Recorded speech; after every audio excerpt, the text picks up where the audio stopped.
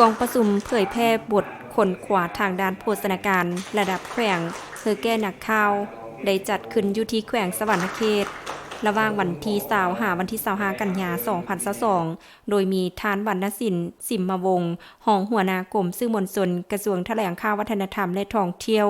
ท่านโพสีซอยกุติลาศหัวหน้าแผนกแถลงข่าววัฒนธรรมและท่องเที่ยวแขวงสวรรณเขต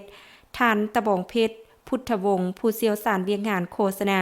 และสื่อสารมวลชนองค์การยูนิเซฟประจำสาธารณรัฐประชาธิปไตยประชาชนลาวมีภาคส่วนที่เกี่ยวข้องสื่อมวลชนจากศูนย์กลางสื่อมวลชนจาก17แขวงทั่วประเทศเข้าร่วมจุดประสงค์เพื่อสร้างความเข้าใจเหนือบรรดาบุคลากรสื่อเกี่ยวกับโภชนาการและบทบาทแห่งชาติต่อการพัฒนาแนะนำผลการค้นคว้าภายใต้โครงการสร้างฐานข้อมูลข่าวสารแห่งชาติด้านโภชนาการเพื่อเป็นแหล่งสื่อที่น่าเชื่อถือ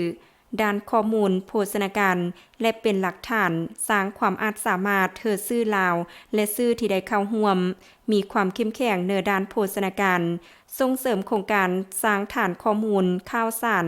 แห่งชาติด้านโภชนาการปรึกษาหารือบทบาทความรับผิดชอบของสื่อต่อการส่งเสริมปัญหาสุขภาพพัฒนาการสร้างเนื้อต่อโครงการ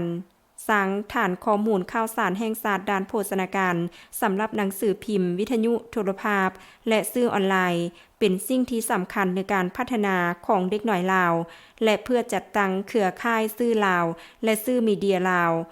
โครงการสร้างฐานข้อมูลข่าวสารแห่งชาติด้านโภชนาการการเชื่อมโยงระหว่างโภชนาการและการพัฒนาเศรษฐกิจสังคมแม้นเห็นได้อย่างชัดเจนและการสูญเสียผลผลิตเนื่องจากการขาดสารอาหารยังเป็นสิ่งที่ท้าทายเย่อหลวงในการพัฒนาเศรษฐกิจในสาธารณรัฐประชาธิปไตยประชาชนลาวการส่งผลกระทบต่อประชากรส่วนเยอะในสาธารณรัฐประชาธิปไตยประชาชนลาวแม่นแม่หญิงและเด็กน้อยภาวะด้านเศรษฐกิจที่เกิดขึ้น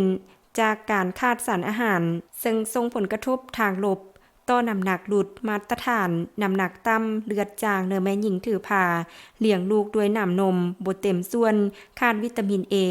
ผิดปกติแต่เกิดขาดอาหารหลวงสูงบ่ได้มาตรฐานของเด็กหน่อยเลือดจางเนื้อเด็กหน่อยเลือดจางเนื้อผู้เยอะและการเลี้ยงลูกด้วยนมแม่บ่เต็มส่วน